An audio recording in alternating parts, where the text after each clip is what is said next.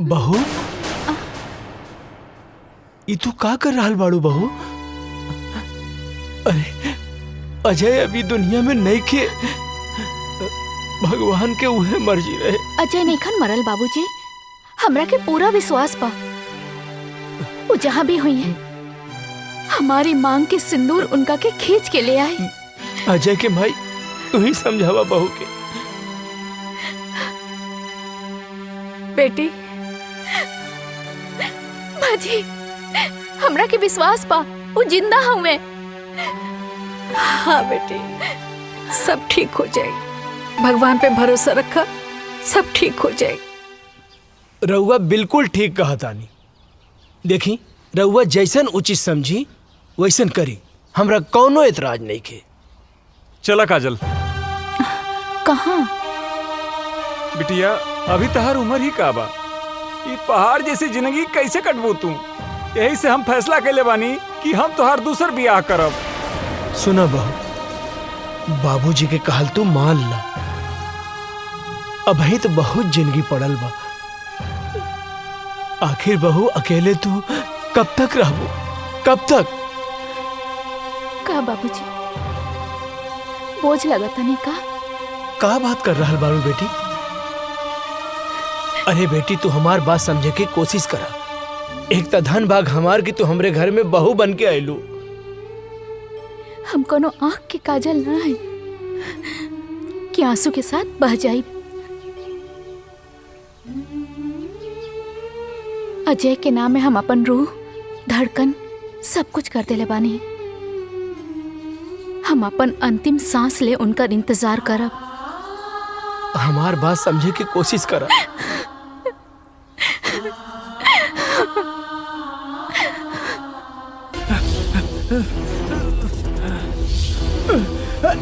जल्दी भाग।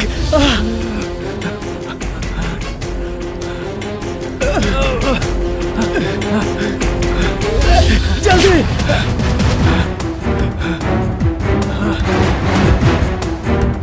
भाग, जल्दी भाग।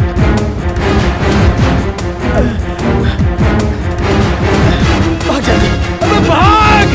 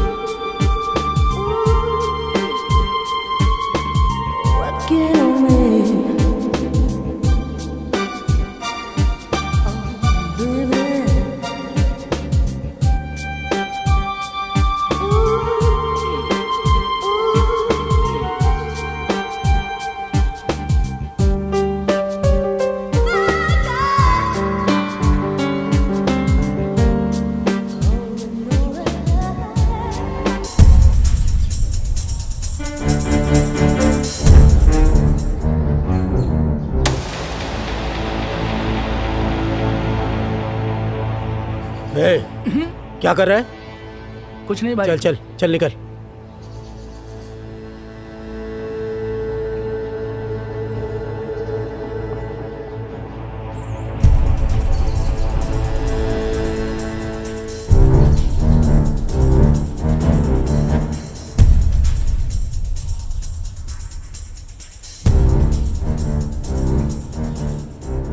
क्या हुआ भाईजान?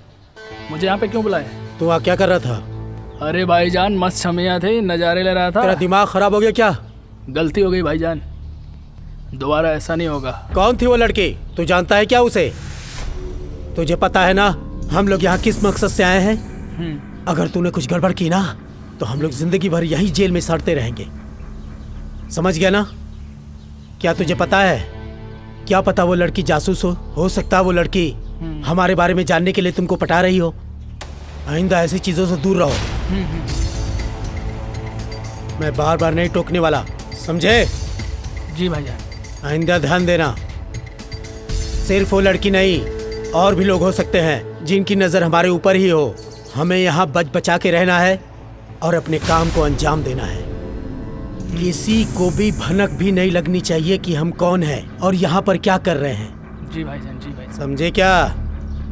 जी भाईजान। जाओ तुरंत होटल के कमरे में, तुम बाहर मत निकलना।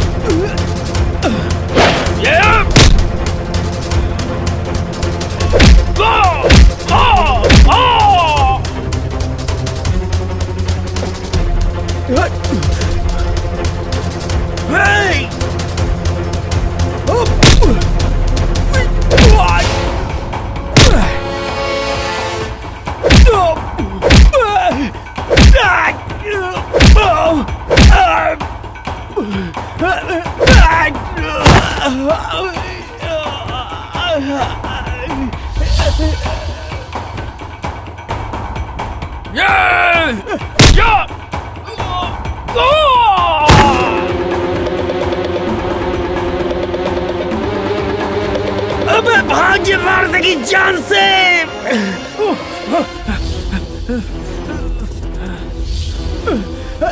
जल्दी भाग।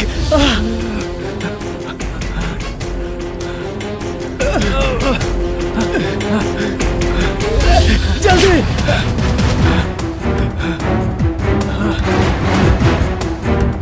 भाग, जल्दी भाग।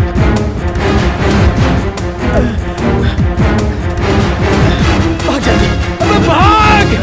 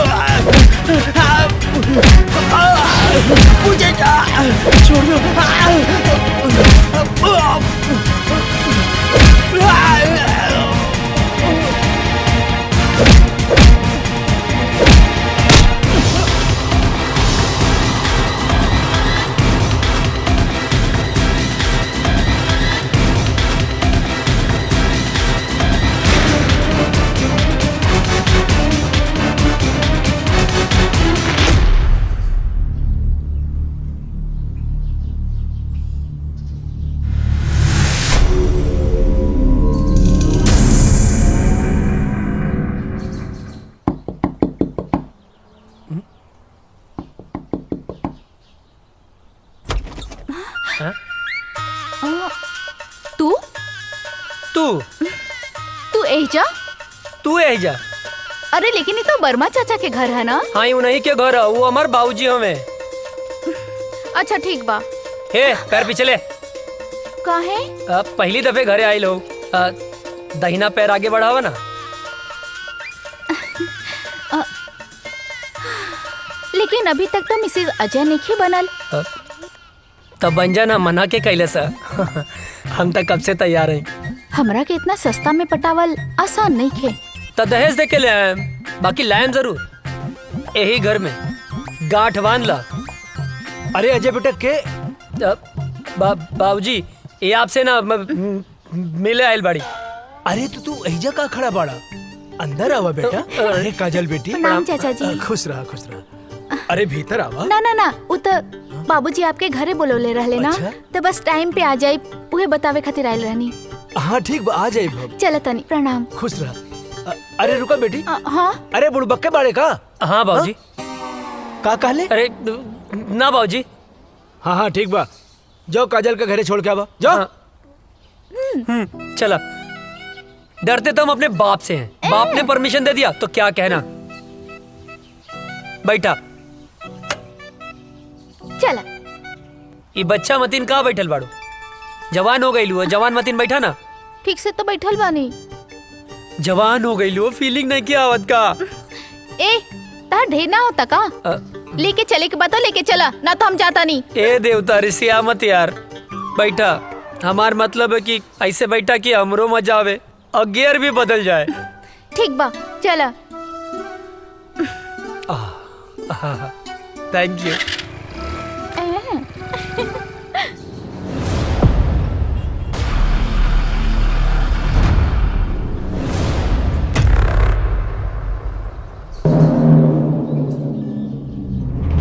अस्सलाम वालेकुम। वालेकुम अस्सलाम। क्या खबर है? सारी तैयारियां हो चुकी हैं जनाब। इस बार हम लोग चूकेंगे नहीं, बस आपके हुक्म की देरी है। हमारे सारे जवान तैयार हैं हिंदुस्तान के सैनिकों का सर धड़ से अलग करने के लिए। आमीन। जी जनाब। कोई गलती नहीं होनी चाहिए। जैसा आपका हुक्म, बस आपके हुक्म का इंतजार है हमें। ध्यान देना, इस बार मिशन में कोई खलल नहीं होनी चाहिए। जी जनाब। ऐसा कहर मचाओ कि हिंदुस्तानियों का रोम रोम कांप उठे। जी जनाब। धमाका ऐसा हो कि हिंदुस्तानियों की आने वाली 7 पीढ़ियां थर्रा उठें। उनकी हदें उनको याद दिलाओ। जी जनाब। और जाओ मुनव्वर खान को भी ये इत्तला कर दो ताकि वो सारी तैयारियां शुरू कर सके। जाओ। जनाब, आपका हुक्म सर आंखों पे।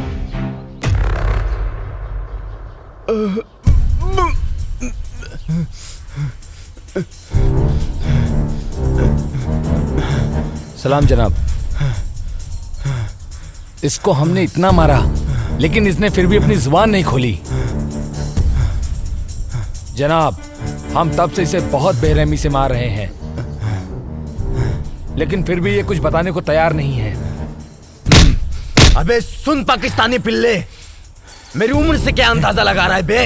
हमारे देश के नौजवानों में इतनी गर्मी है कि तेरे जैसे पाकिस्तानी झेल नहीं पाएंगे। अब तो तेरी गर्मी निकालनी ही पड़ेगी मुझे। बहुत फड़फड़ा रहा है साले। सुन, मैं इसकी गर्दन काट रहा हूं और तू इसका वीडियो बना और हिंदुस्तान में भेज ताकि हिंदुस्तान में कोई भी मर्द पैदा होने से सैकड़ों बार सोचे। इस वक्त की सबसे बड़ी खबर, आतंकवादियों ने हिंदुस्तानी सैनिकों और उनके ठिकानों पे हमला करना शुरू कर दिया है। उन्होंने भारतीय सैनिक का सर कलम कर जय हिंद सर। जय हिंद सर, एक बैड न्यूज है। क्या है बैड न्यूज? सर, अभी भी इंटेलिजेंस से खबर मिली है कि आतंकियों ने हमारे ठिकानों पर हमला करना शुरू कर दिया है। अच्छा, तुम लोग थोड़े होशियार रहो।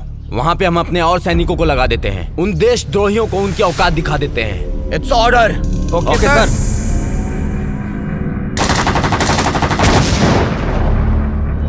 इस वक्त का सबसे ताजा खबर, आतंकवादियों ने हिंदुस्तानी सैनिकों और उनके ठिकानों पर हमला करना शुरू कर दिया है। उन्होंने एक भारतीय सैनिक का सर कलम करके उसका एमएमएस बनाकर भारतीय जनता में वायरल कर दिया है और उन्होंने धमकी दी है कि हर हिंदुस्तानी और हिंदुस्तानी सैनिक का यही हाल करेंगे जब तक उन्हें उनका पूरा हक नहीं मिल जाता। सेना प्रमुख ने आर्मी को पूरी तरह अलर्ट रहने का आदेश दिया है। इस हमले का जिम्मेदार आतंकी संगठन प्रमुख अजहर पठान माना जाता है। अजहर पठान आतंकियों का मुख्य कमांडर है। जी हाँ दोस्तों, ये वही अजहर पठान है जिसका आज तक किसी ने चेहरा नहीं देखा है। देश दुनिया की सारी ताकतों ने इसे पकड़ने का पूरा जोर लगा दिया है, लेकिन आज तक वो किसी के हाथ नहीं आया है। हाथ आने की बात तो दूर, किसी ने आज तक उसका चेहरा तक नहीं देखा है।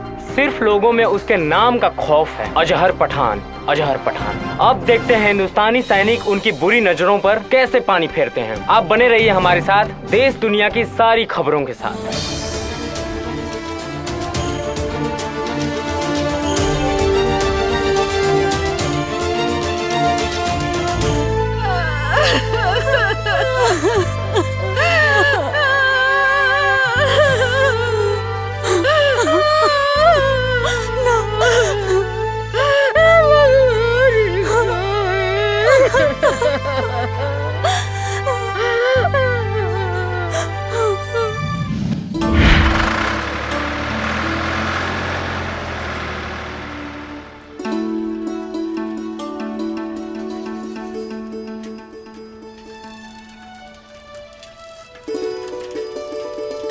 गुड मॉर्निंग भैया।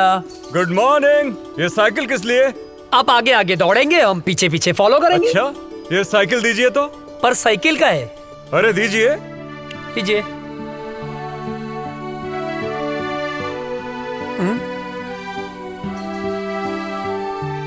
चश्मा दीजिए जरा।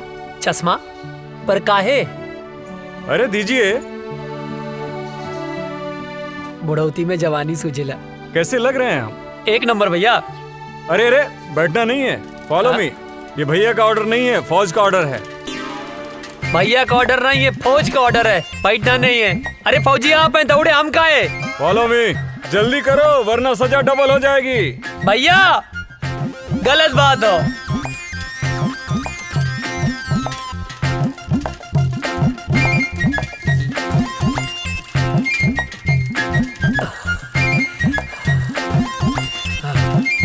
हम ना दौड़ब ना जा, आगे हम थक गए नहीं। दौड़ो उठ के। तू ही जा, हम ना जा। अरे उठ जा, क्या पता कब देश को तेरे जैसे जवान की जरूरत पड़ जाए। हमके देश के काम ना आवे क्यों, तू ही काम आवा। अरे पगले, शरीर में फुर्ती रहेगी, ताकत रहेगी तो कभी भी किसी भी समय किसी को भी झाड़ सकता है। गांव में हमसे केहू ना भिड़ेला, जे भिड़ेला पटक के चाप देला। हाँ। अच्छा ठीक है, उठ जा भाई। आओ बैठो, बेवकूफ कहीं का। लो चश्मा अपना। दी। चल बैठ। हमार भैया।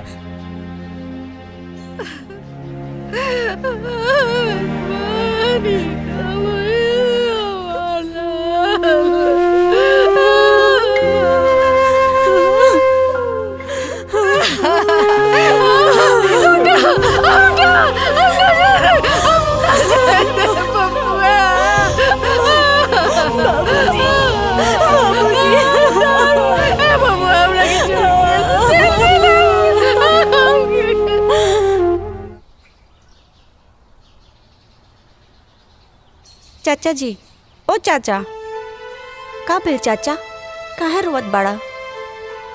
पापा की याद आवत बका? हमहू रोवत रहनी, लेकिन दादाजी मना कैलन। कहले हाँ कि पापा देश के दुश्मन से लड़े गए बने।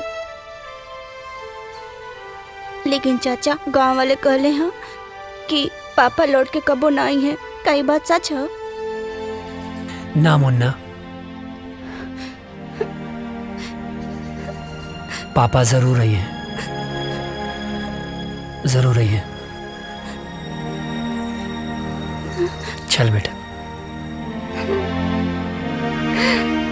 हे भगवान, हमरा पीछे काय उठा लेला, हमरा पीछे का खेले रही।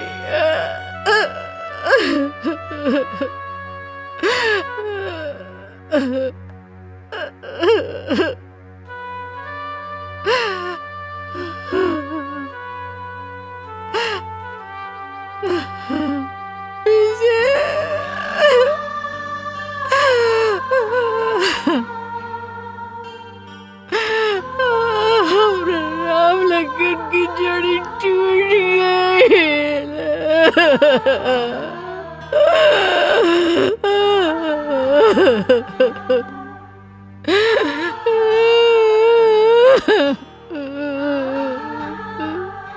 बेतरी नींद ना आवत रहे, तारा गोद में सो जाए।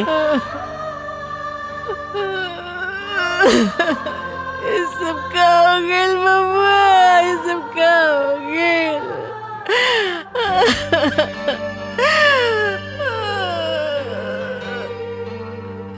काहे ऐसा होला?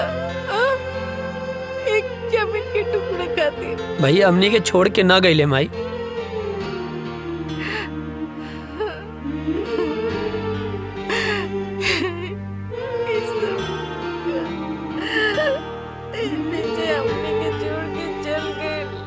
ना, ना माई, भैया हमनी के छोड़ के ना गईले, वो तो हमनी के दिल में बाड़े।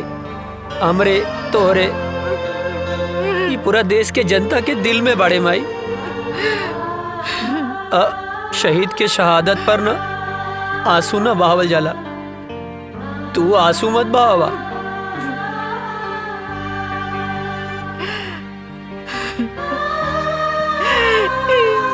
सब काहे होला? काहे होला? जमीन के चंद टुकड़ों खातिर एक दूसरे को जान लेलस। काहे? पता ना। एक माई के कोख कर देलस, हमर राम लगन की जोड़ी तोड़ देलस। पता ना माई, पता ना पड़ोसी मुल्क के हमनी के देश से कौन नाराजगी बा, पता ना। बबुआ हमरा के छोड़ के कहीं मत जाइए, हमरा के छोड़ के नहीं तो हम मर जाएंगे। बबुआ ना जाए माई, हमरा के छोड़ के ना जाए, मत जाइए। कहीं ना जाए, कहीं ना जाए भाई, कहीं ना जाए।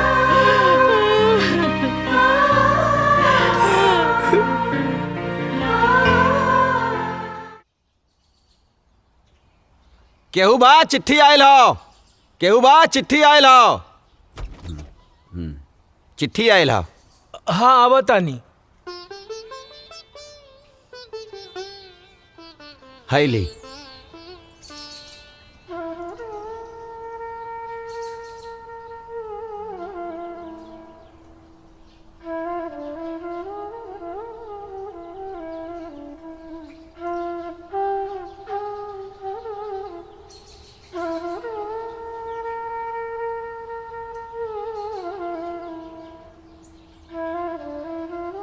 ना ना, चूल्हा भाड़ में गई सरकारी नौकरी। हाँ? एक बेटा तो शहीद हो गई, दूसरा बेटा के हम शहीद ना होके के देव। सरकार अपन नौकरी अपन पासे रखी, कह देता नहीं। हाँ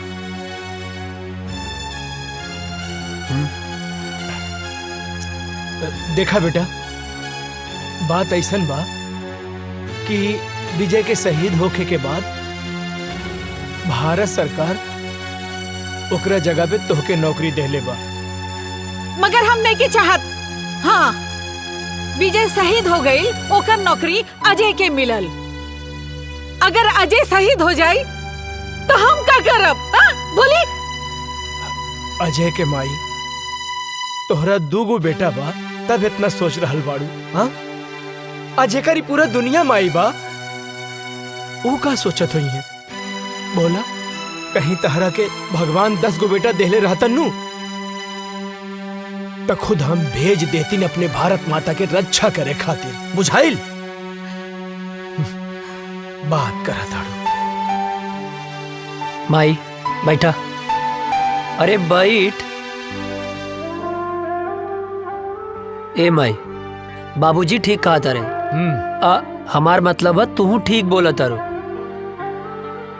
तू केकर माई हवे बोल? के पड़ी के करमाई है। तब बताओ ना के करमाई हवे। तोर माई है। आई धरती माई के करमाई हवे। हमरे नुह बाबूजी गलत कहाँ बोल ले। तोहरे रक्षा के जिम्मेदारी के करे बाबूजी? तोहर। आ धरती माई के रक्षा के जिम्मेदारी के कर? अरे तोहरे नु बा। माई मरब जी अब सब विधना के हाथ में है। और दुश्मन के लगे ऐसा कोनो गोली ना कि तेरा बेटा के सीना के पार कर जाओ। बिल्कुल। हाँ बिल्कुल ठीक। सोच मत, मार के आए मर के ना आए का बाबूजी? हाँ बिल्कुल ठीक। अब भूख लागल है, खाना देना। दे दा। देता नहीं। चलना।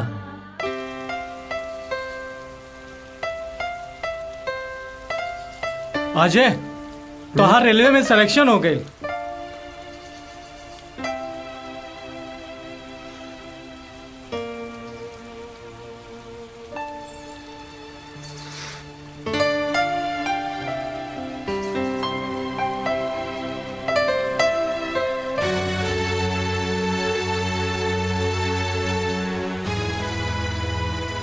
अब एकर कोनो मतलब ना। हम फौजी बनब। अरे ये तो बहुत अच्छा फैसला कैला। हाँ। लेकिन अजय, तू इतना उदास काहे हुआ?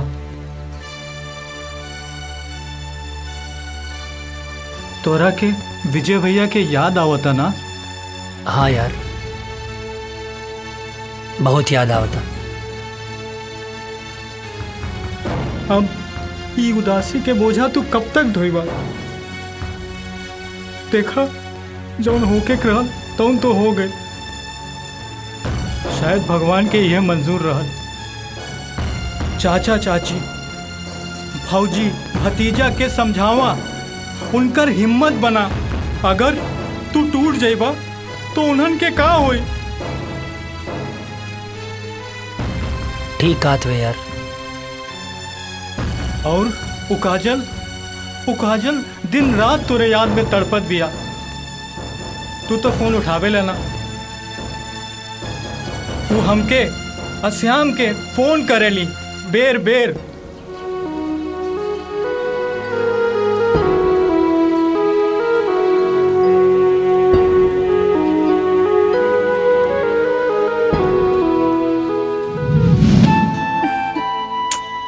पता ना कहाँ रह गई ले।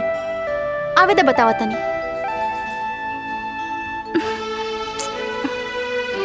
काजल आ गई नहीं? आहा, बहुत बड़ एहसान कर दिया ला आके। मतलब ई कि हम पूरा 2 घंटा 20 मिनट से तहर इंतजार कर रहल बानी। बात तो सही कहा तारू। का बात तो सही कहा तारू? हाँ, लेफ्ट राइट करके तो हमार पैर दुखे लागल। पिराए लागल होई ना? हाँ, बहुत ज्यादा पिराता। और पता ना कहाँ कहाँ पिराता। कहाँ पिराता? यहाँ यहाँ और यहाँ। अरे यहाँ पिराता। एजा का देखा तेरा? यहाँ देखा। अब का बताएं? देख रहे हैं, बड़ी फुर्सत से खुदा ने तुम्हें बनाया है। हाय, इतना हसीन मिट्टी कहाँ से लाया है? लाया नहीं है, मंच चॉकलेट खाया है। हमें भी खिलाओ ना। लखाना।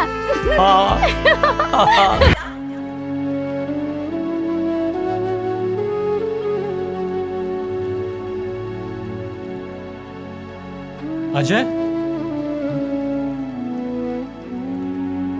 कहाँ खो गईला? कहीं ना। जाके एक बार काजल से भेंट कैला। ना करब। हम फौज में जाए खातिर माई बाबूजी के मना सकीले, पर काजल के ना मना पाई।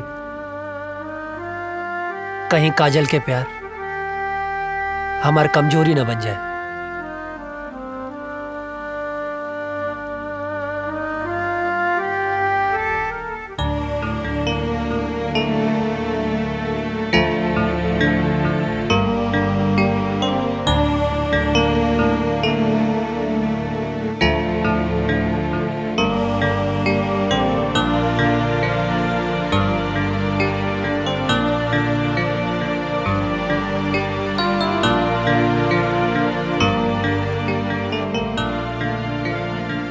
बबुआ,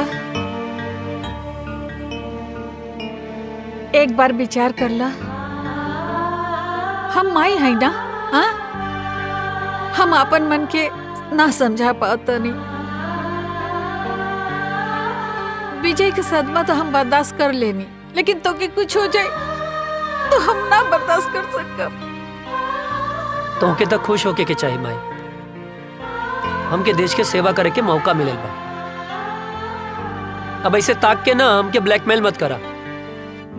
खुशी खुशी भेज ना यार।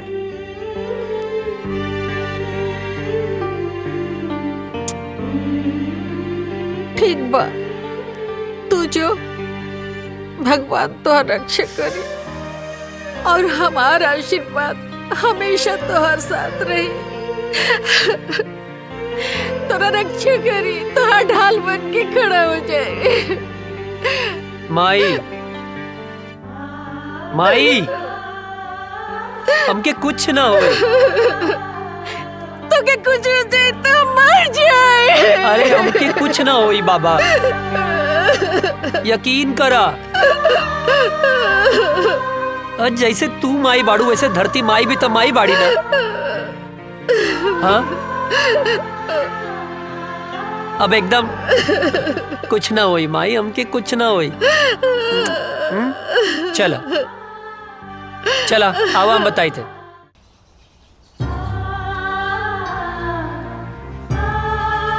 चला खुश रहें बाबू।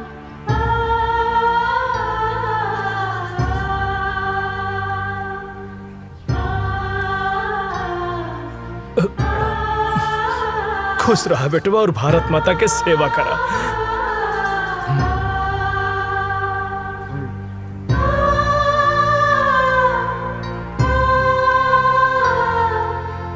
माई,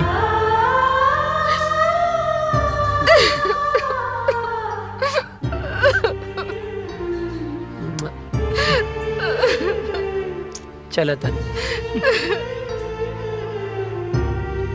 चला, जल्दी लेट होता। चला जल्दी आ जाए।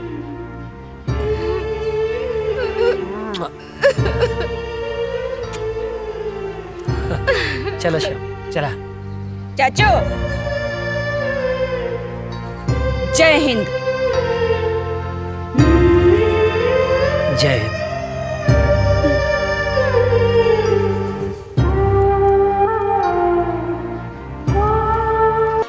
तुम्हारी ट्रेनिंग पूरी हो चुकी है। थैंक यू सर। और तुम्हारी पोस्टिंग भी वहीं की जा रही है जहां तुम्हारे भाई शहीद विजय वर्मा पोस्ट थे और आखिरी बार आतंकियों से लोहा लेते हुए शहीद हुए।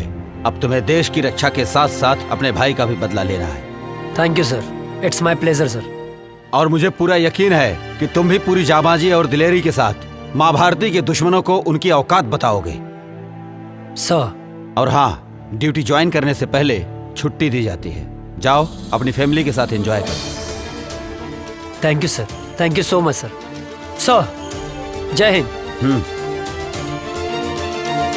प्रणाम बाबूजी। खुश रहा का हाल बा बेटा? बाबूजी ट्रेनिंग पूरा हो गई। तो बहुत बढ़िया बात। और खुशी के बात ही बा कि कुछ दिन खातिर हम घरे आवता नहीं। अरे ये तो बहुत खुशी के बात बा। माई कहाँ बाड़ी? कहीं गई बाड़ी। बाबूजी बोला ना।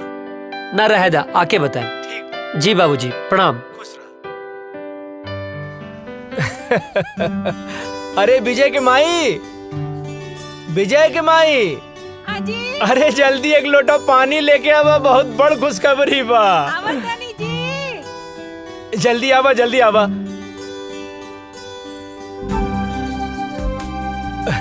अरे लावा लावा। का खुशखबरी बाजी? अरे रुका भाई,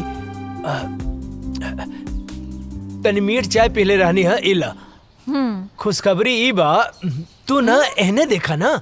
बोली ना। हमारा अजय के ट्रेनिंग खत्म हो गई और काले वहाँ से आ रहल बा। ये तो बहुत ही अच्छा खबर बाजी। बानू, अब तू जा। अब बढ़िया बढ़िया हमरा बेटा खातिर आज से बनावे के तैयारी कर दा, खाए खातिर जा। तनी हमऊ खाए। सुन लो, देखा कितना खुश हो गई।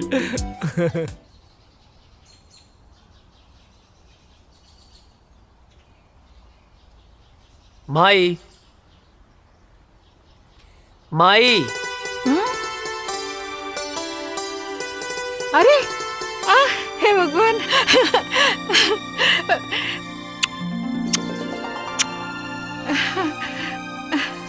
अरे अरे ये का एकदम सुखा कैसे गेल बड़ा? वहाँ कोनो प्रॉब्लम रहेगा? हाँ माई, बहुत बड़ प्रॉब्लम रहे। कहा? जॉन पराठवा तू हमरा खातिर भेजत रहलू ना, वो हमार दुष्ट सूबेदार रस्तवे में खा लेत रहे। हट बदमाश। अरे हमार शेर बेटा आ गइल, वाह। अरे अजय के माई, खुश रहा खुश रहा। हाँ बेटा हमार शेर आ गइल। अजय के माई। हाँ जी। चीता के जाने लू? वो का होला? वो होला सबसे दूबर। हाँ? बाकी एक बात सुन ला, सबसे आगे उहे रहेला, जैसे कि हमार बेटा। चाचा हमारा खातिर कर ले लह। तोहरे लिए। श्याम। हाँ दे। इला। अरे भाई हम पाकिस्तानी ना, ही सब पाकिस्तानी लोग का का दाय करिए कर हा। पप्पी। अभी ना इधर। यार भी। हाय शाबाश। इले। इतना सा ताहू तो इतना सा बाड़े, जब बड़ हो जाइबे ऐसन वर्दी पा जाई ता तोहरो के बड़गन मिल जाई। का बाबूजी? एकदम बिल्कुल ठीक। जा खेला। जब बना गाँव के शेर तू। और बाबूजी आप ठीक बानी ना? हाँ। अरे यार, राजा दशरथ और कौशल्या माता और राम की मिलाप हो गई है, तब तो चल के कुछ काम काज कर लिहल जाओ भाई साहब। ई का बगत रहे छोटन? हाँ चाचा कुछ काम है ना, जो यार अजय। का अरे काम? आप काहे मारत अरे रहा? चाची कुछ जरूरी। पर आज कौन काम है? हाँ मैं इधर आता नहीं, हमारा कैसा मालूम बा कि तू इधर आता रहा, तोरा कैसा मालूम बा? हाँ का मत ढेर बोला मत। हाँ, हम कहते नहीं, चला चला चला। रुक जा। अरे भाई चला। ड्रेस अरे चेंज, ड्रेस चेंज तक कर अरे लेने आवा दे। ना। अरे चाचा जी अरे रे रे जब पता ना कौन काम रहे रे? कौन काम?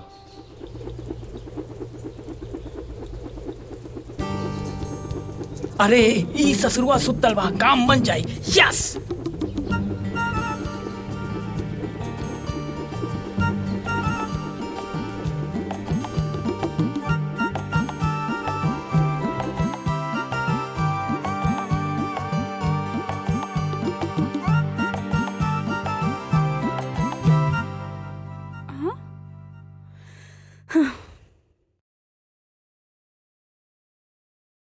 हे भगवान, कितना अच्छा सा झाड़ू लगावत हनी, फिर भी पता नहीं कहाँ से कागज आ जाता। हवा भी तो ना चलता।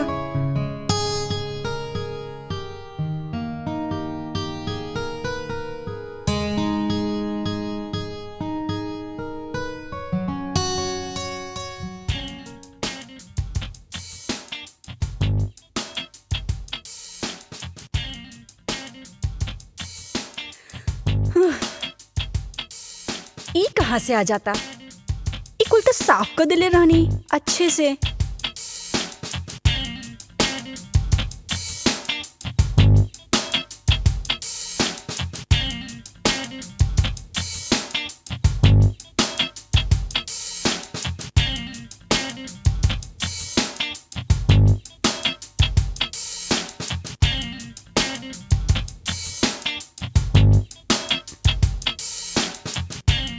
अरे रे रे रे रे रे, हम बानी हम।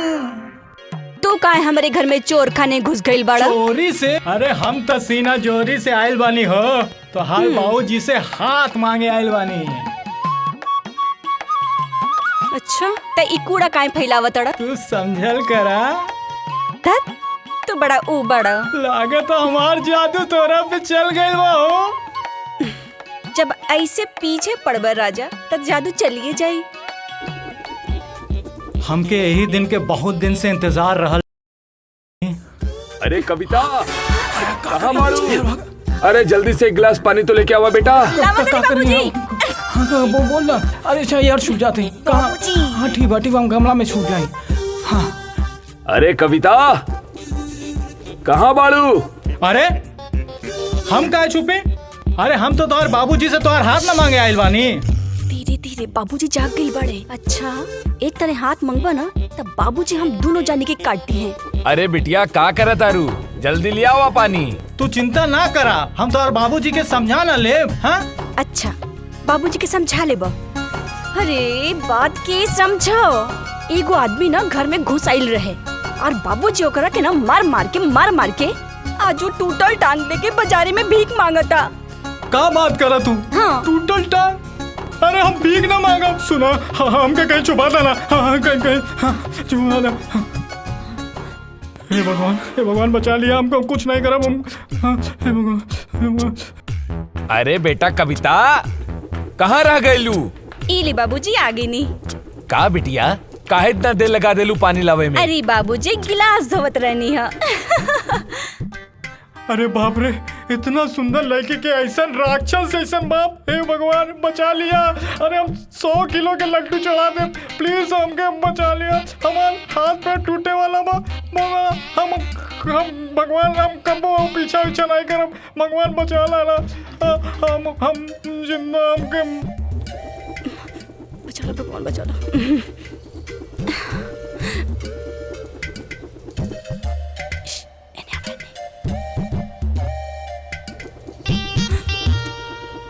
क्या हरे रुक। अरे कहाँ तानी रुक जो। अरे कहाँ भागा था रुक। अरे कहाँ तानी रुक जो। अरे के बड़ा। अरे कहाँ जाबे भाग के रुक जो। बाप रे पकड़ ले रुक जो। कहाँ भाग? अरे तोर इतना हिम्मत? हाँ हमारा घर में घुस गई ले। तोर इतना हिम्मत? हमके माफ कर दे। चल तोहरा क्या भैया हम तो से का कहत रही ना। हमके दांते कटलस। हे भगवान कल्याण के रक्षा करी हो, आपका करी। रुका, कहाँ भाग के जाइबा तू? रुक जो, हम तोहरा के छोड़म ना। कहाँ भाग के जाइबे? रुक, बताओ तानी।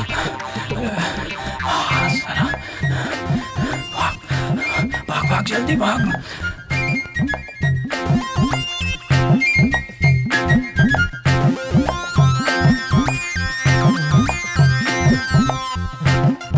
लगता भाग गए।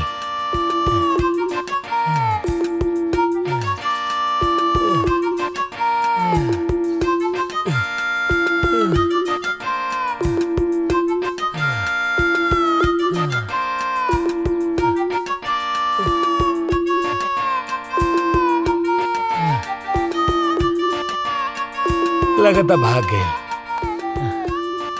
खैर वो हमके चाहे जब मिली हम ओकरा के छोड़म ना। चाहे जब मिली हम ओकरा के छोड़म ना।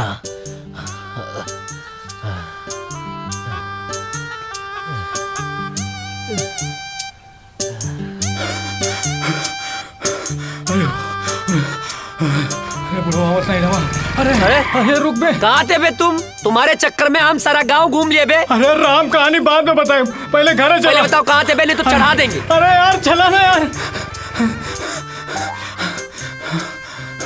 चवन्नी मुस्की। अरे यार चल ना यार। इन्हें से काहे निकले बे?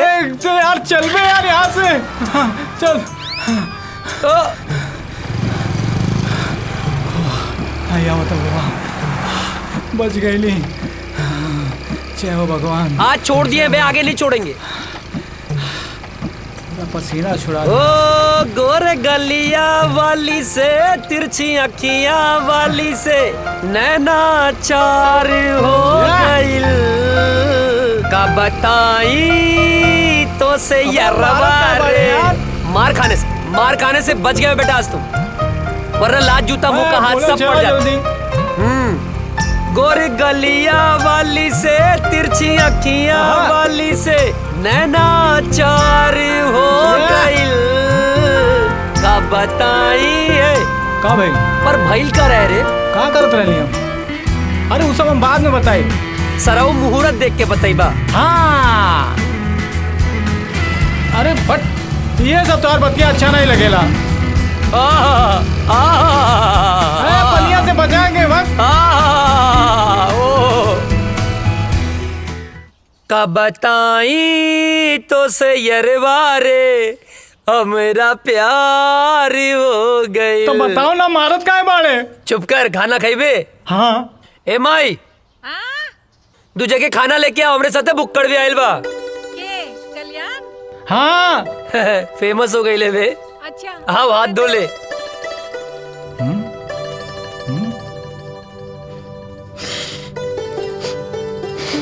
ए हाँ, जाके हाथ धो। अरे हमार हाथ तो साफ बा। साफ बा? सलून के पानी कितना दिन में बदले ले? जबले कीड़ा ना पड़ेला। अबे गंदा हो रहा, जाके हाथ धो। जाता ही। एक बार कुकुर के पूंछ सीधा हो सकेले, बाकी तू ना। इला चाची गोड़ लगातानी। चेत रहा, बैठा। खा।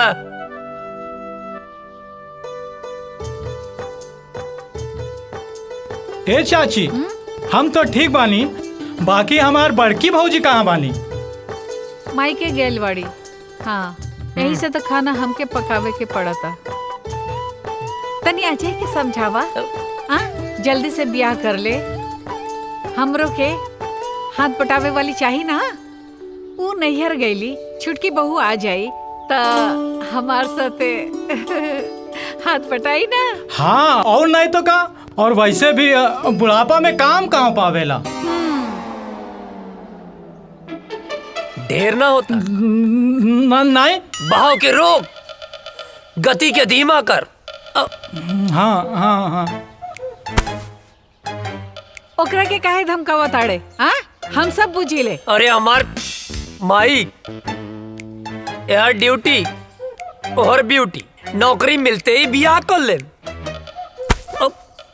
नौकरी मिलते ब्याह कर ले। हर चीज के एगो टाइम होला। अरे तो हम कवन बुढ़ाता नहीं। हाँ, कहाँ बुढ़ाता मैं? ऐ, चुप कर। माँ, आज तोर बाबूजी से हम बात करत नहीं, तोर ब्याह खत्म। माई, चुप। खाना खो, हम पानी लेके आवता नहीं। सब तोरे वजह से भइल बा। अरे बढ़िया तो बा। अरे फौजी बनने से पहले फौजी मिल जाए। अरे सराउ, जिंदगी गर्द मत करा। अरे तब प्यार से बोलना। बहाव के रोक, गति के धीमा कर।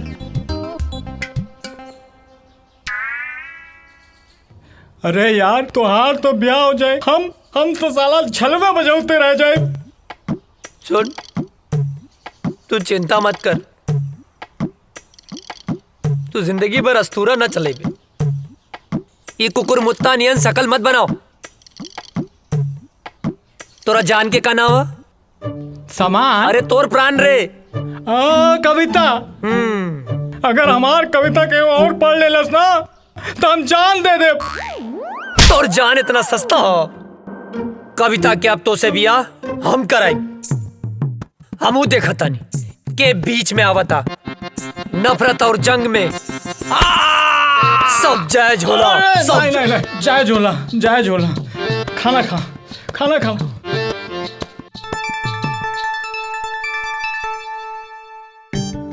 तू चिंता मत करिए। हाँ, नहीं करम, हम एकदम चिंता नहीं करम। माई, अरे पानी देना यार। सुना बिटिया, हाँ बाबूजी। हम जाता नहीं कुछ काम से। हाँ, थोड़ा ध्यान रखिए। हाँ ठीक बा बाबूजी।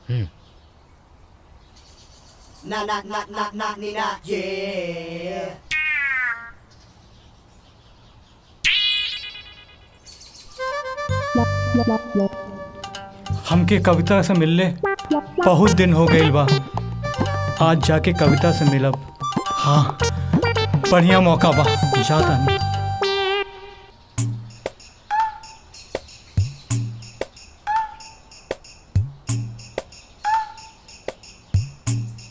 तू इतना दिन बाद? कविता, ये बात सही बा। हम तोहार बाबूजी से डराइला, लेकिन इहो बात सच बा कि हम तोहरे बिना जी ना सकेंगे। आज हम एगो फैसला कर ले बानी कि हम जियब चाहे मरब, लेकिन ब्याह तोहरे संगे करब। कल्याण, तू हमरा से इतना प्यार करेला? हाँ, अपने जान से भी ज्यादा।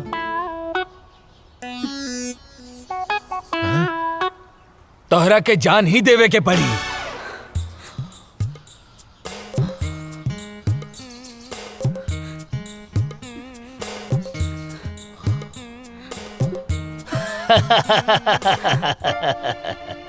प्यार भी करेला और डर भी लगेला।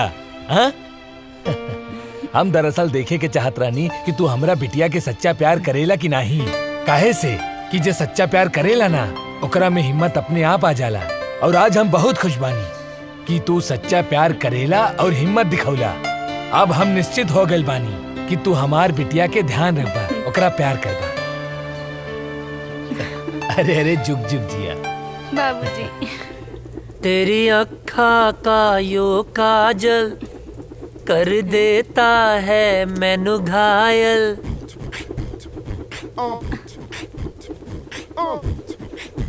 कहा रे, हेने आओ। छोटा पटाखा बड़ा धमाका। हाँ? भाग यहाँ से, भाग। अरे बबुआ, जेकरा खातिर इतना फीट फाट होत बड़ा ना, तारा बाबूजी ओकरा बाबूजी से मिलके बात पक्का करे खातिर गैल बाड़े। हाँ? सच्ची माई? हम जाना तानी तोहार जान कहाँ अटकल बा। अरे अजय के माई, अजय के रिश्ता पक्का हो गई। हाँ, अब सुना तू एक बात कान खोल के सुन ला। दिग्विजय सिंह फौजी के बेटा के बियाह हट तनी घर के बढ़िया से एकदम जगमगा दिया। हाँ, ताकि लोग आए देखे देखते रह जाए। ठीक ना? हाँ ना बेटा? हाँ बाबू। हाँ, ठीक बा। Thank you Mai. Thank you बाबूजी। तेरी अखा का यो काजल कर देता है मैनू पागल। नर नर नर नर नर।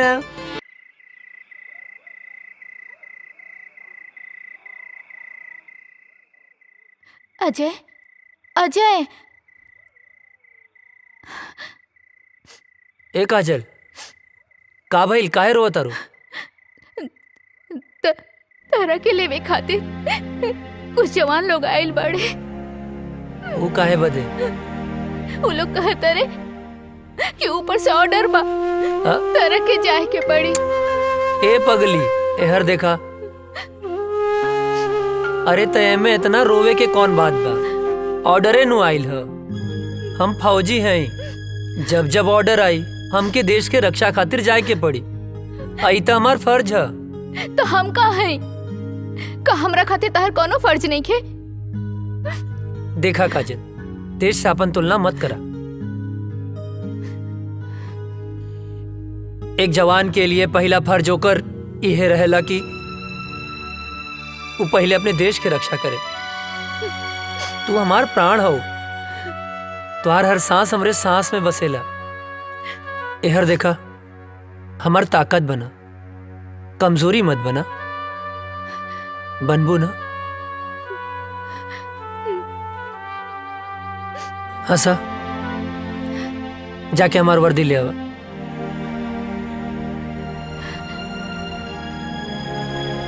पगली कहीं के।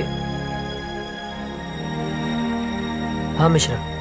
सॉरी अजय, हेडक्वार्टर से इमरजेंसी मैसेज आई बा, आज ही निकले के बा। ठीक है। का ठीक बा? हाँ, का ठीक बा? आज ही तोर ब्याह भइल और आज ही ले जाए खातिर आ गेले, हम ना जाए देब। माई बात के समझल कर, इमरजेंसी मैसेज है। ना ना, हम ऐसा ना होके देब। अरे हमरा कटला से भी ना कटी। हाँ? बाबूजी समझावा माई के, आज हिंदुस्तान के तरह बेटा के जरूरत बा। समझाई ना बाबूजी? का समझाई? अजय के माई,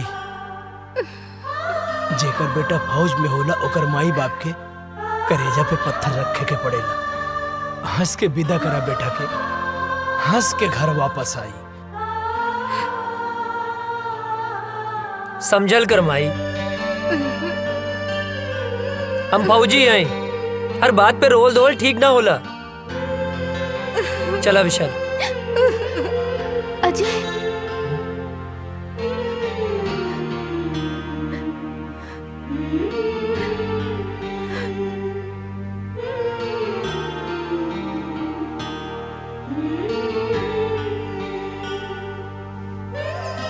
जल्दी आए। अपन ख्याल रखिए। तू माई रोवा मत, माई बाबूजी के ख्याल रखिए।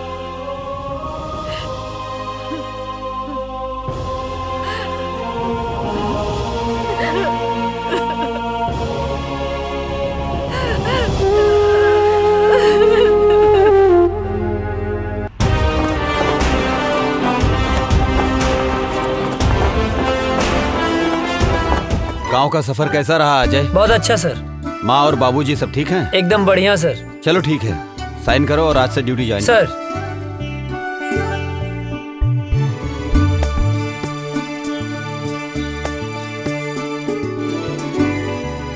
जय हिंद।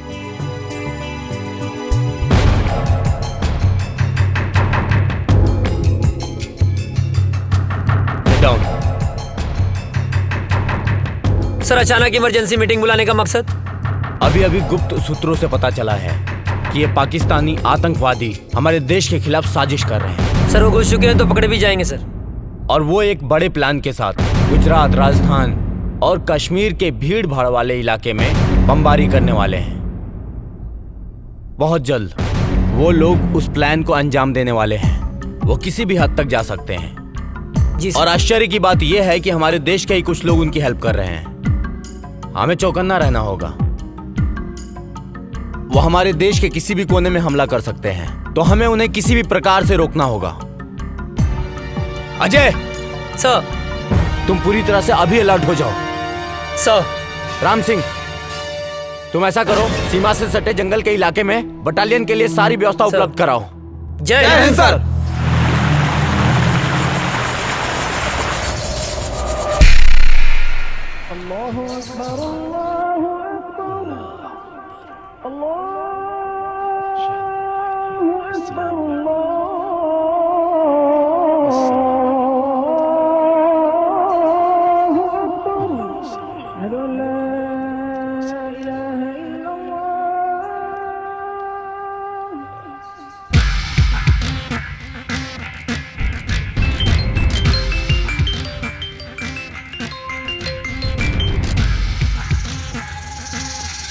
जी बॉस, हुक्म कीजिए। धारा 370 खत्म होने से हमारे सिपाहियों के इरादे कमजोर तो नहीं हो रहे हैं? नहीं बॉस, हमारे इरादे तो और भी पुख्ता हो गए हैं। वाह।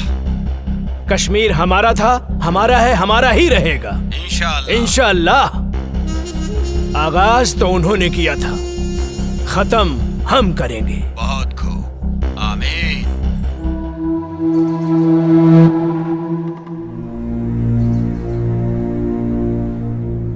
अस्सलाम वालेकुम वालेकुम अस्सलाम। हैदर कहाँ है? आ रहा है। सलाम वालेकुम भाईजान। वालेकुम अस्सलाम। हैदर। हाँ भाईजान। क्या हाल समाचार है? आर्मी में एक नया नौजवान ऑफिसर आया है, अजय वर्मा। ये वही विजय वर्मा का छोटा भाई है।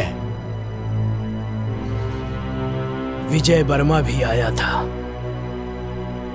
हमारे मंसूबे पर पानी फेरने के लिए। उसको तो हमने जहन्नुम में पहुंचा दिया। लग रहा है इसको भी इसके भाई के पास पहुंचाना पड़ेगा। अरे हम लोगों का तो बस एक ही मिशन है, कश्मीर की आजादी और पूरे हिंदुस्तान की बर्बादी। और इन हिंदुस्तानियों को हमारी ताकत का एहसास होना चाहिए। कश्मीर पाकिस्तान का पाक हिस्सा था जो हमसे धोखे से छीन लिया। हमारे शरीर में खून नहीं, बारूद है, बारूद। जो हमसे टकराएगा उसके चीथड़े चीथड़े उड़ जाएंगे।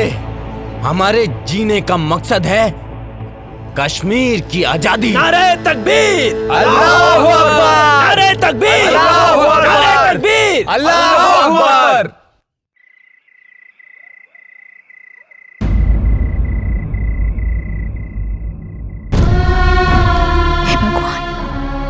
हमार सुहाग जहाँ भी होके सही सलामत होके।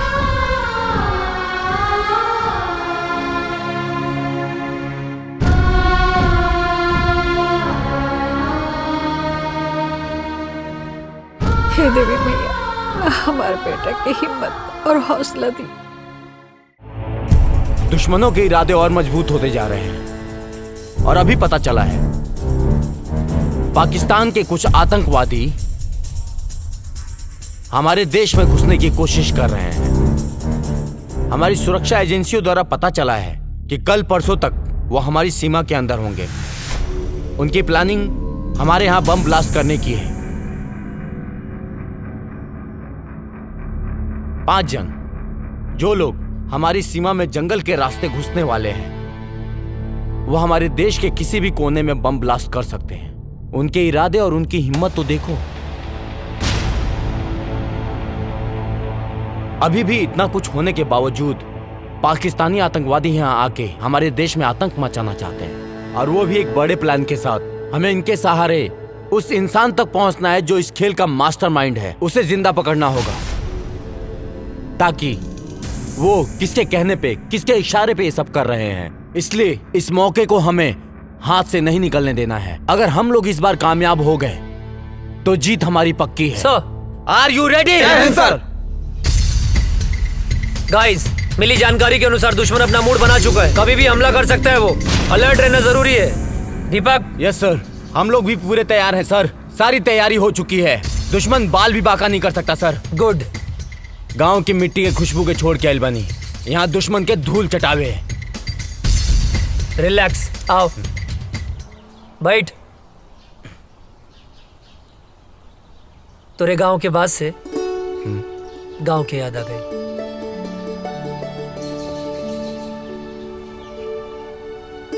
भाभी के फोटो का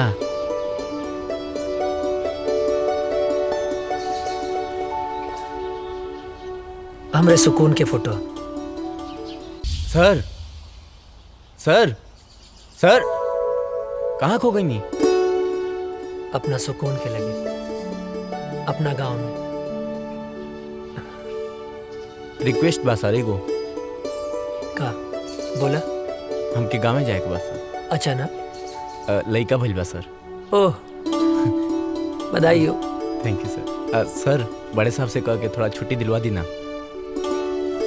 छुट्टी मिल जाए तो की छुट्टी। खुश? मुनव्वर, अब बॉर्डर क्रॉस करने का वक्त आ गया है। हिंदुस्तान की सीमा में घुसने के बाद के सारे इंतजाम हो चुके हैं। बस तुम्हें बॉर्डर क्रॉस करते वक्त सावधानी बरतनी होगी। चारों तरफ हिंदुस्तानी सैनिक गश्त करते रहेंगे। बहुत संभल कर चलना होगा। हिंदुस्तान में हमारे लोग तुम्हारा इंतजार कर रहे हैं। बस तुम्हारे वहां पहुंचने की देरी है। मुझे तुम पर पूरा भरोसा है। तुम वहां पहुंचने के बाद अपने काम को अंजाम जरूर दोगे। इस बार हम काफिरों को सबक सिखा कर रहेंगे। खुदा हाफिज।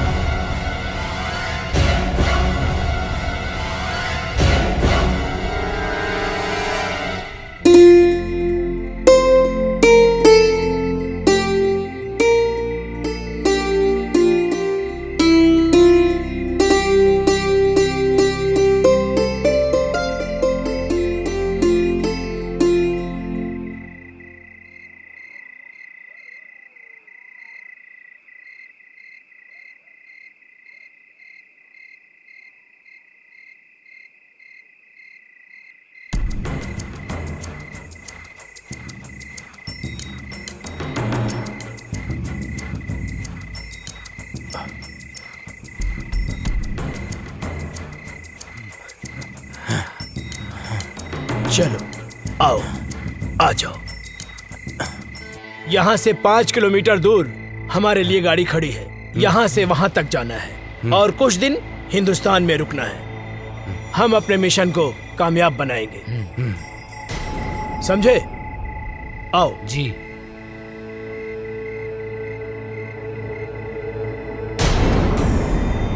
इस तरफ से आ जाओ।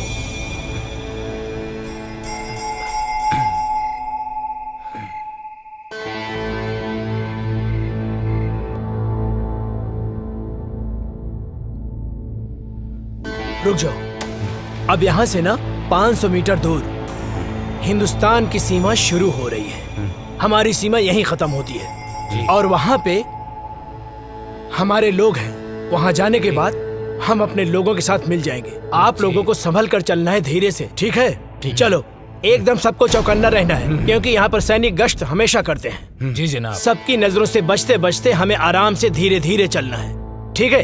अब चलो।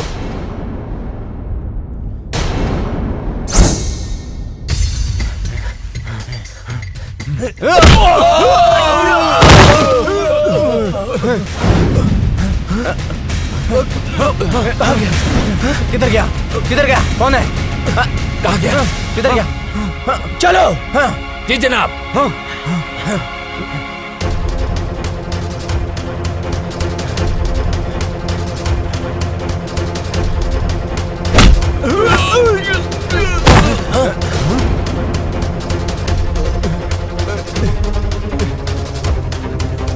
चलो चलो चलो चलो, हम अपनी सीमा में चलते हैं। आओ आओ जल्दी।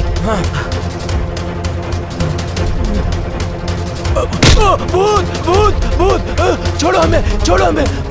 ये मेरा तौबा, मेरा अल्लाह का तौबा, मेरे बाबा का तौबा। तू छोड़ दे मुझे, मैं कभी हिंदुस्तान में नहीं आऊंगा। अरे फौजी,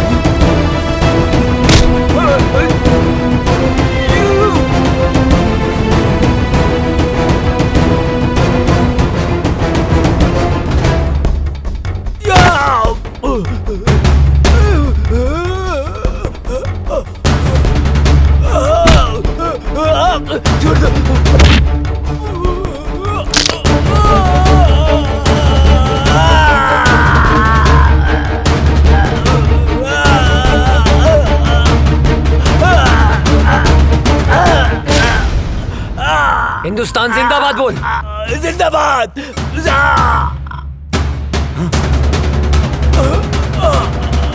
ना तुम लोगों का ईमान है, ना तुम लोगों का धर्म।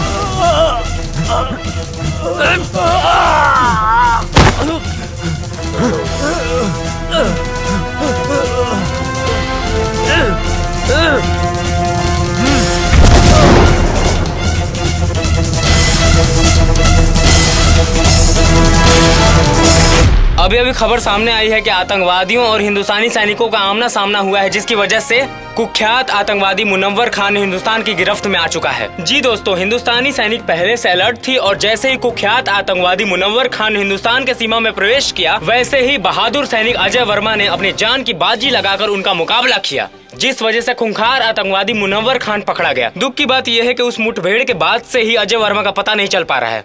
खूंखार आतंकवादी मुनव्वर खान से पूछताछ जारी है और अभी भी लापता अजय वर्मा को ढूंढने का प्रयास किया जा रहा है।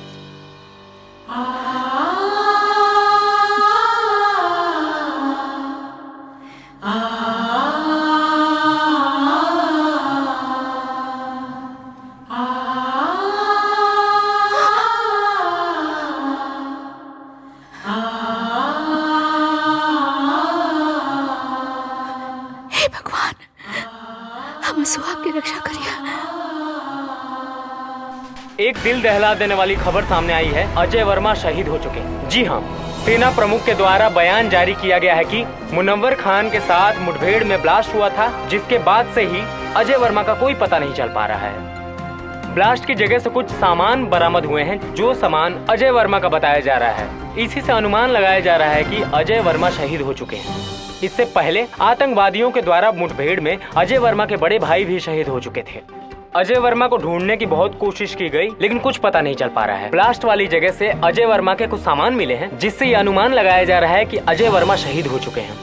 आप लोगों को एक जानकारी और दे दूं, कुछ ही दिन पहले आतंकवादियों के द्वारा हुए हमले में अजय वर्मा के बड़े भाई शहीद हो चुके थे। अब अजय वर्मा की इस खबर से पूरा देश शोक में डूबा हुआ है। सोचिए, अजय वर्मा के माँ बाप के दिल पे क्या बीत रहा होगा, जिनके दोनों जवान बेटे देश की रक्षा करते करते शहीद हो चुके हैं। अभी कुछ ही दिन पहले अजय वर्मा की शादी हुई थी। उनकी नई नवेली दुल्हन, जिसके हाथ से मेहंदी के रंग भी नहीं छूटे थे, बेचारी विधवा हो गई।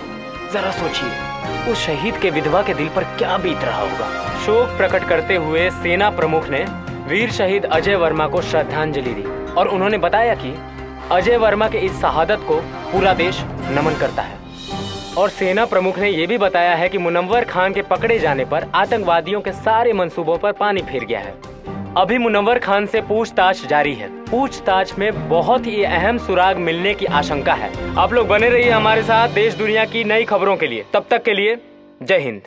आतंकवादियों ने भारत पर फिर हमला किया, जो काफी तादाद में थे। आतंकवादियों ने फिर से हमला किया, कई जवान शहीद हो गए, लेकिन आर्मियों ने आतंकी सरदार मनोहर खान को अपने गिरफ्त में ले लिया है। लेकिन दुख की खबर ये है कि अभी तक अजय वर्मा की कोई खबर नहीं मिली। बम के धमाके को देखते हुए ये अंदाजा लगाया जा रहा है कि देश के लिए लड़ते लड़ते वो शहीद हो गए। दिग्विजय भैया के बड़ लड़का पहले ही शहीद हो गए रहल। अजय ही रहल परिवार के आधार, वो शहीद हो गई। अब उनके परिवार पे का बीती। दिग्विजय भैया के दिल पे पहाड़ टूट गई। मिल गई शांति, मिल गई शांति ना। हम पहले मना करत रहनी कि हमरा बेटवा के ना भेजी, मगर हमार केहू बात मानी तब ना।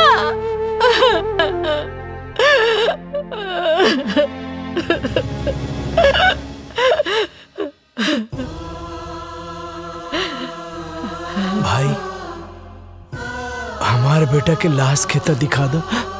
बाबूजी, विस्फोट इतना जोर से फैल रहा है ना, अजय के कुछ भी पता ना चलल।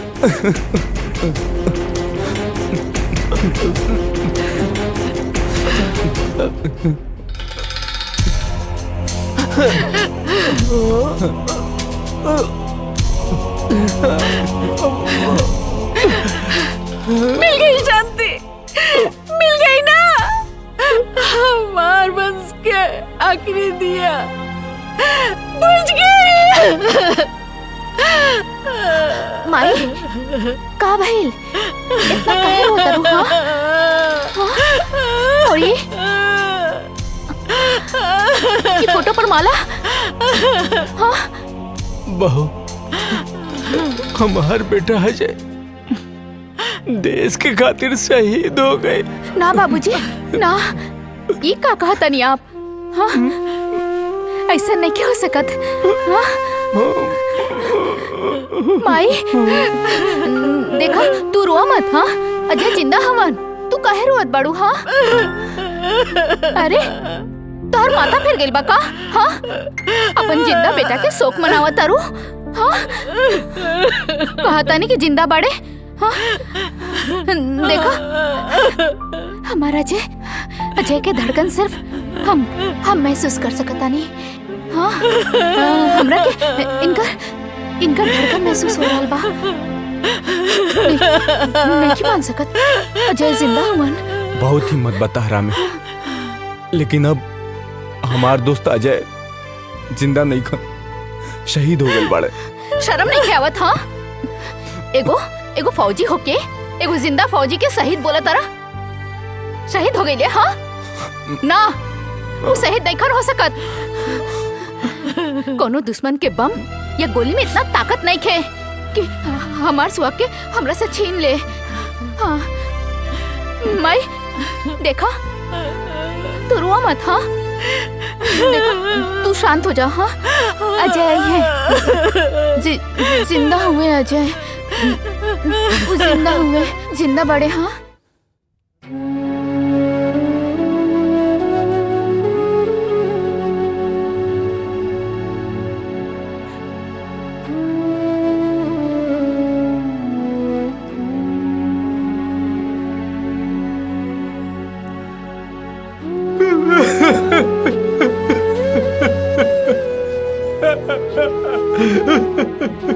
अजय भैया, अजय भैया आतंकवादी हमला में शहीद हो गए।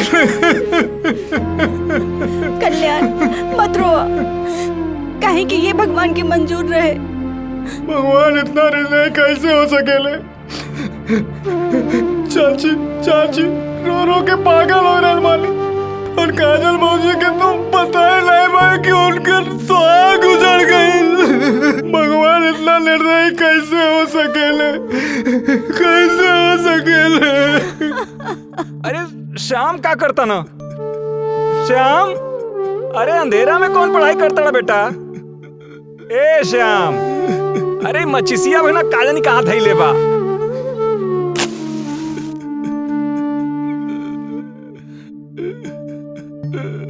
अरे इधर रोता श्याम, का भइल बेटा? काहे रोता बेटा? का भइल? का भइल का?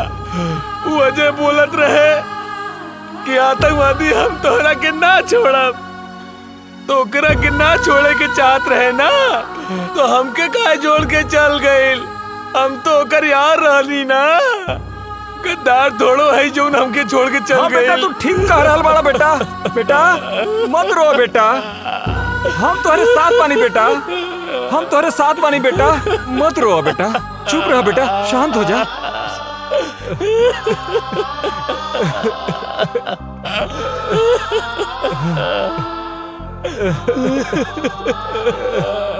चुप हो जा बेटा, चुप हो जा बेटा, बेटा चुप हो जा बेटा, चुप रहा बेटा, चुप हो जा बेटा।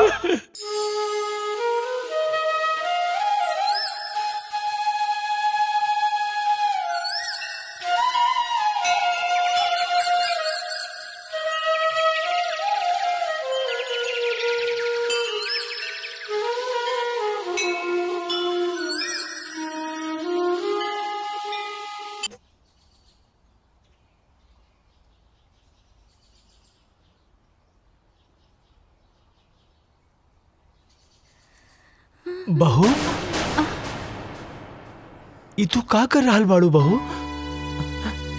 अरे अजय अभी दुनिया में नहीं खे, भगवान के उहे मर्जी रहे। अजय नहीं खन मरल बाबूजी, हमरा के पूरा विश्वास बा वो जहाँ भी हुई है हमारी मांग के सिंदूर उनका के खींच के ले आए।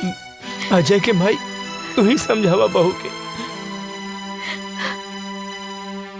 बेटी जी हमरा के विश्वास पा वो जिंदा हुए। हाँ बेटी, सब ठीक हो जाएगी, भगवान पे भरोसा रखा, सब ठीक हो जाएगी। रउआ बिल्कुल ठीक कहा तानी। देखी रउआ जैसन उचित समझी वैसन करी, हमरा कौनो एतराज नहीं के। चला काजल। कहाँ? बिटिया अभी तहार उम्र ही का बा, ये पहाड़ जैसी जिंदगी कैसे कटबू तू? यही से हम फैसला कैले बानी कि हम तोहार दूसर बियाह करब। सुना बहू, बाबूजी के कहल तू मान ला, अभी तो बहुत जिंदगी पड़ल बा। आखिर बहू अकेले तू कब तक रहबू? कब तक? का बाबूजी बोझ लगता नहीं का बात कर रहा बारू बेटी? अरे बेटी तू हमार बात समझे के कोशिश करा। एक तो धन भाग हमार की तू हमरे घर में बहू बन के आयलू। हम कोनो आँख के काजल ना है कि आंसू के साथ बह जाई। अजय के नाम में हम अपन रूह, धड़कन सब कुछ कर देले बानी। हम अपन अंतिम सांस ले उनका इंतजार करब। हमार बात समझे की कोशिश करा।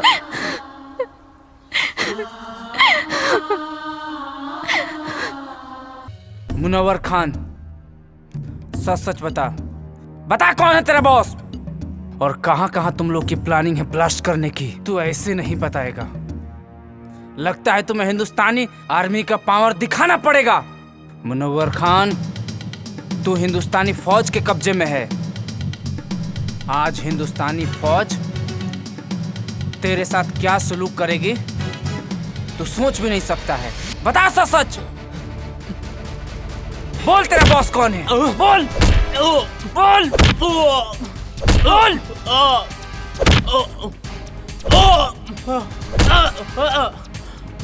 बोल कौन है बॉस तेरा? ए फौजी, तू ना चाहे मेरी जान ले लेगा ना तो अभी नहीं बता सकता मैं, समझा? मैं कुछ नहीं बता सकता, मैं मर जाऊंगा लेकिन नहीं बता सकता, समझा? तू ऐसे नहीं मानेगा, तुझे 3rd डिग्री देना ही पड़ेगा। बोल कौन है बॉस तेरा और क्या मकसद है तुम लोगों का? नहीं बता सकता। चल जुबैर, फोन लाओ।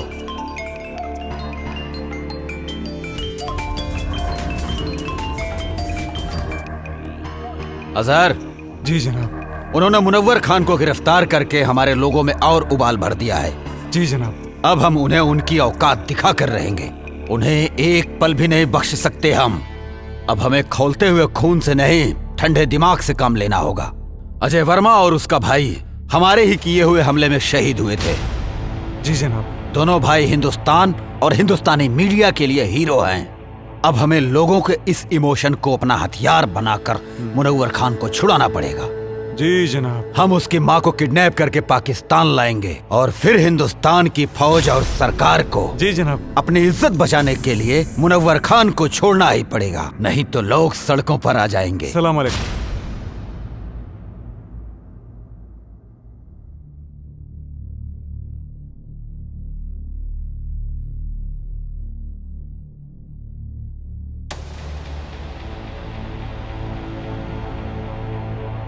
हे देवी मैया, हमार कलेजा के टुकड़े के काहे छीन ले लो। ओकरा बिना कैसे जिए, ओकरा बिना हम कैसे जिए तानी माई?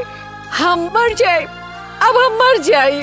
हाँ, हमरा लाल के साथ का कहलू, ओकरा के कुछ कैसे हो गल मैया? तू तो पूरा संसार के माता बड़ो, तू तो जाने लू। ओकरा बिना काजल कैसे रही माई? हमरा परिवार के पुकार तो तू सुन सकेलू ना माई? हाँ, तू तो जाने लो, ओकरे बिना हम ना रह सकब। ओकरे के कुछ कैसे हो गए? हम मर जाए, हम मर जाए, हम ओकरे बिना ना रह सकब। हमार बच्चे के लौटा दी माई। तू तो माई बड़ू, हमो माई है। हमार दिल के टुकड़े के लौटा दी।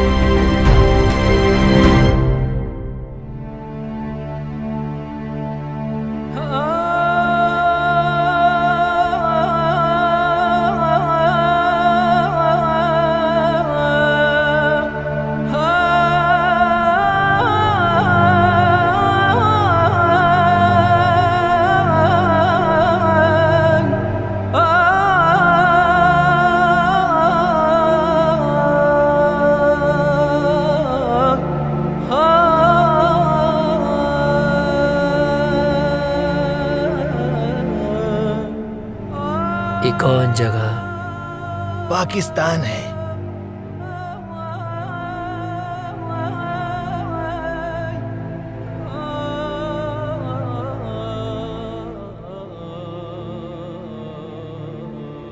हम यहाँ कैसे हैं? कल मैं जंगल गया हुआ था तो वहां पर मैंने देखा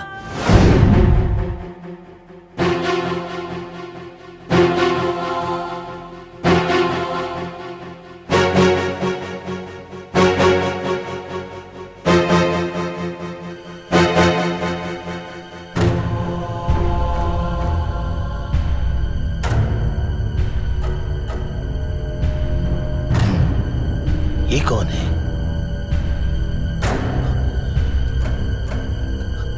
ये तो ऐसा लगता है जैसे हिंदुस्तानी है।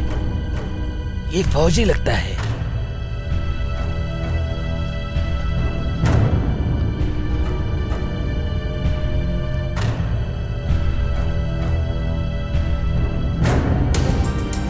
इसे हमें बचाना होगा। अगर किसी ने देख लिया तो प्रॉब्लम हो जाएगी।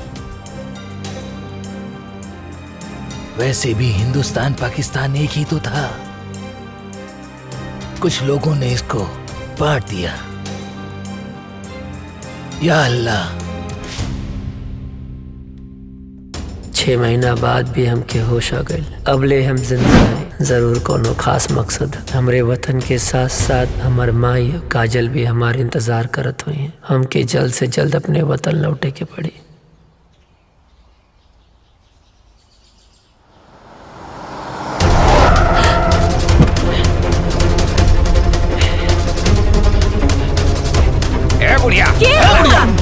अरे हमरा के कहे पकड़ा था? अरे छोड़ा हम का कहीं नहीं। अरे हमरा के ले जाता रहा। अरे कहाँ है? चल गाड़ी में चल। अरे छोड़ा, हम बोला था छोड़ा। ठीक नहीं क्या होई? छोड़ दो हमरा के। अरे हम बोला था कि हमरा के छोड़। चुपचाप बैठ। गाड़ी चला।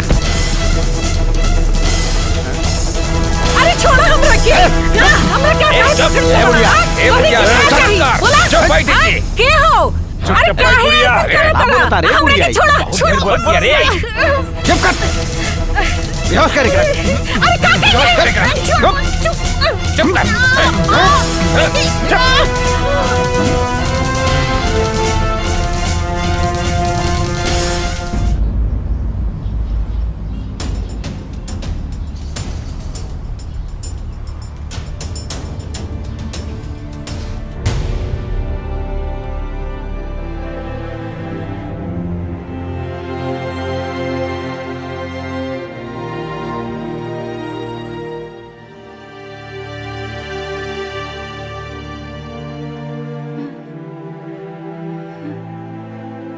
ये हम कहाँ बनी? हम ये जब बानल काहे बनी? अरे क्यों बा? अरे हमरा के बचावा, हमरा के यहाँ से छुड़ा के ले जावा हो। हे भगवान हमरा के छुड़ावा। अरे हमरा के बचावा इन लोगन से।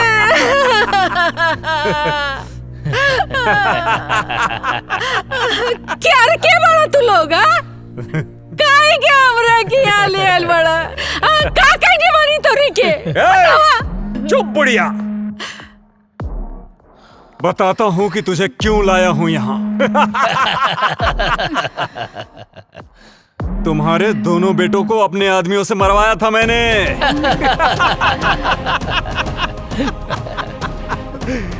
सुन, तुझे मैं किस लिए लाया हूँ वो मैं तुझे बताता हूँ। तुम्हारे हिंदुस्तान के आर्मी ने हमारी टीम के कमांडर मुनव्वर खान को गिरफ्तार करके अपने हिंदुस्तान के जेल में बंद कर रखा है, जिसकी वजह से सारा प्लान हमारा फेल हो रखा है। और उसे ही छुड़ाने के लिए हमने तुझे किडनैप करवाया है आज, क्योंकि तेरे परिवार से पूरे देश की भावना जुड़ी हुई है। ये बुढ़िया सुन, अगर 24 घंटे के अंदर अंदर मुनव्वर खान को हिंदुस्तान सरकार ने नहीं छोड़ा तो हम तुम्हारे साथ जो करेंगे ना, उसे देखकर सारे हिंदुस्तानियों की रूह कांप जाएगी। और अभी 24 घंटे होने में कुछ ही समय बाकी है।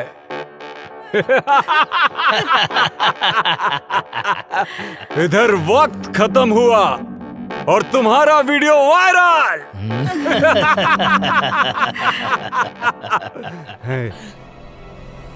और उधर सरकार के खिलाफ जनता का विरोध। और विरोध इतना भयानक होगा कि मुनव्वर खान को हिंदुस्तान सरकार को छोड़ना ही होगा। वक्त तो अब खत्म होने वाला है। उससे पहले एक आखिरी बार हिंदुस्तान सरकार को वक्त देने दो। भगवान तू लोग के कभी ना माफ करिए। हाँ दरिंदो हमरा के छोड़ी, हम बेकसूर बानी, हमरा के काहे पकड़ के रख ले बड़ा।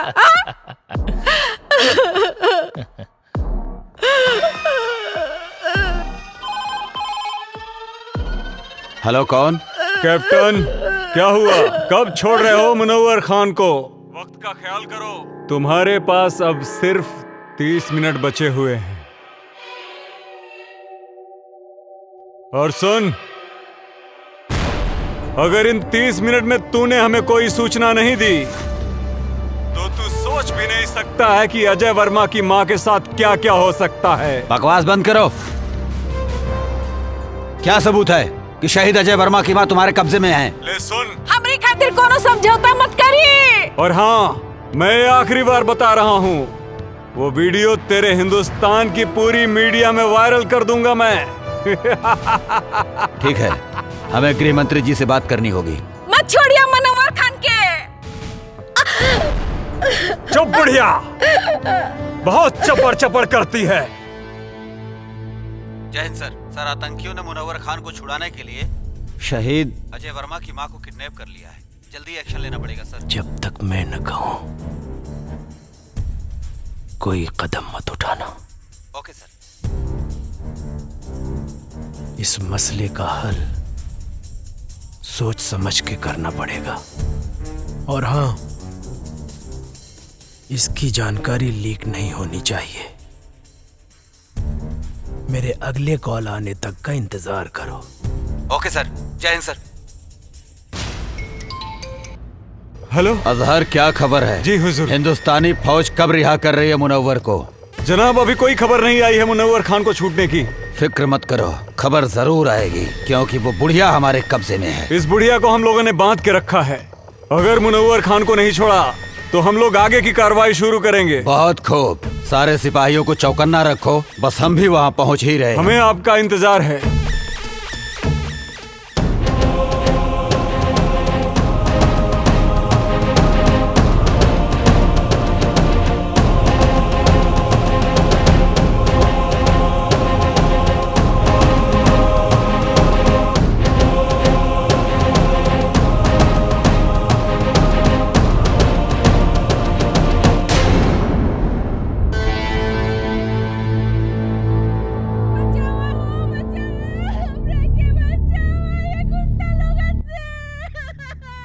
इ तो कोनो लड़की की आवाज लागत बा।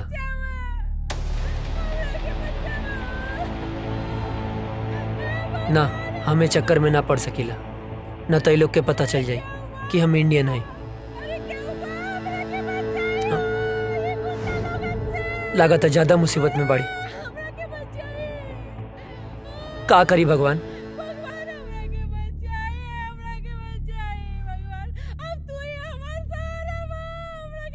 केहू के भी बहन बेटी हो सकेले, ओकर रक्षा करब हमार फर्ज है, हमार फर्ज है। हमरा मदद करी, हमरा के बचाए। इतना माई बाड़ी, हमरा के बांध के रखल बा, हमरा के बचाए।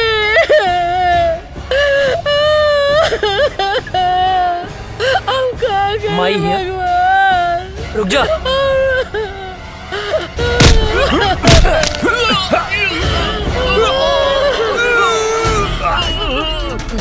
अजय!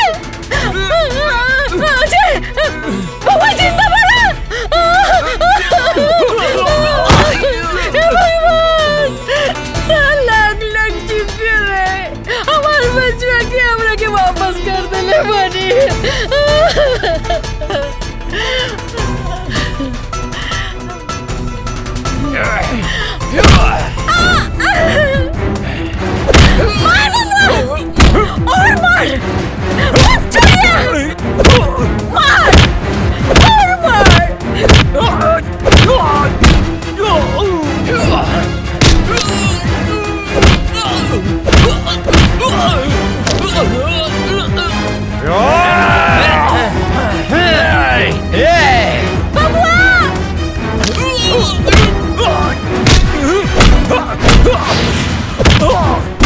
विजय के ये लोग मर ले रहे बबुआ।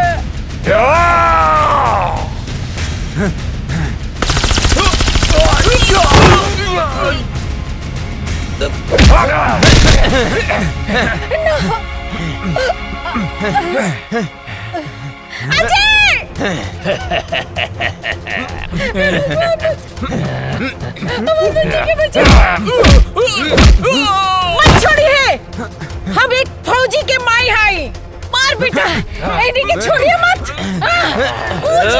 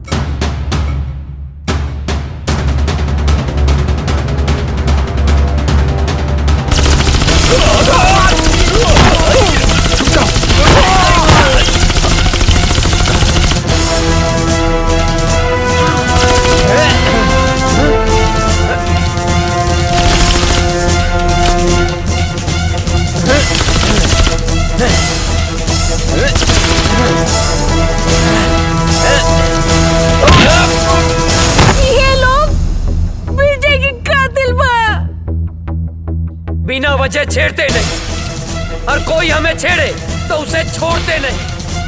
फाड़ दे कलेजा दुश्मन के घर में, हिंदुस्तानी उसे कहते हैं।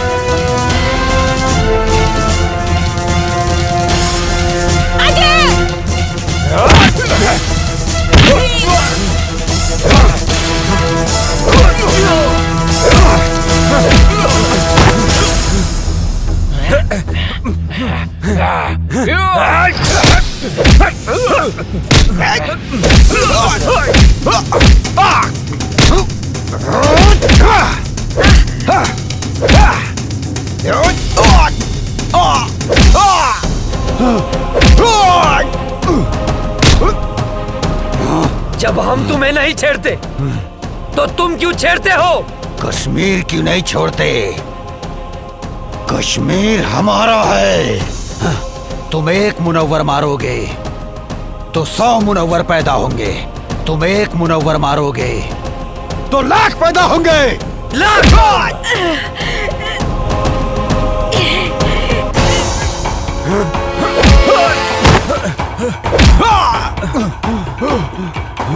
भेजे में शांति से बात घुसती नहीं है क्या? ए काफिर, तेरा भाई भी आया था यहाँ, मैंने मारा उसे, वो भी बम से उड़ा के, समझा?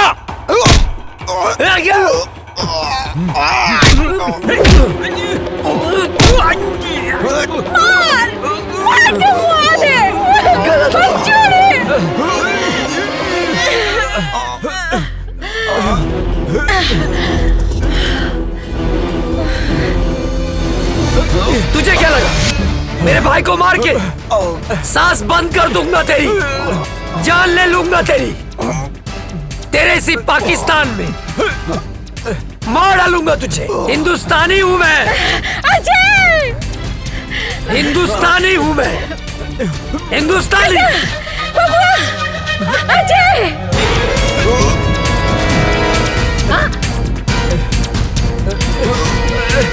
बेटा!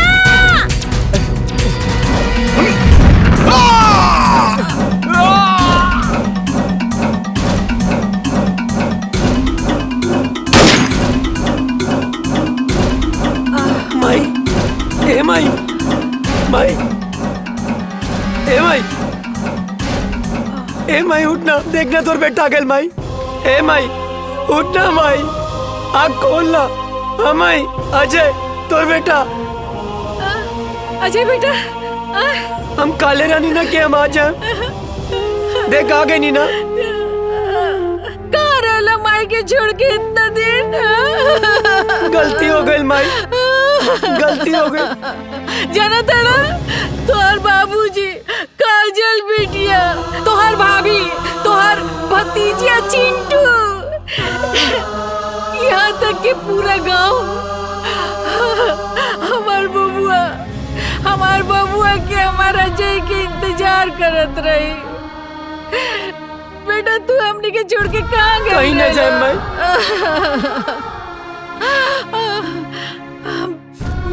चला चला घर चला। हाँ माई।